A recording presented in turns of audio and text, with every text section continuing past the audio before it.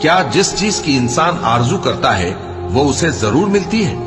سو آخرت اور دنیا تو اللہ ہی کے ہاتھ میں ہے، اور آسمانوں میں بہت سے فرشتے ہیں جن کی سفارش کچھ بھی فائدہ نہیں دیتی مگر اس وقت کہ اللہ جس کے لیے چاہے اجازت بخشے اور سفارش پسند بھی کرے۔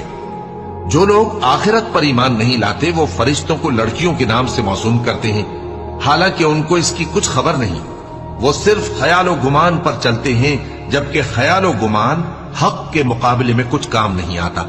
تو جو ہماری یاد سے روگردانی کرے اور صرف دنیا ہی کی زندگی کا خواہاں ہو، اس سے تم بھی منہ پھیر لو۔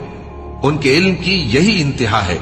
تمہارا پروردگار اس کو بھی خوب جانتا ہے جو اس کے رستے سے بھٹک گیا، اور اس سے بھی خوب واقف ہے جو رستے پر چلا۔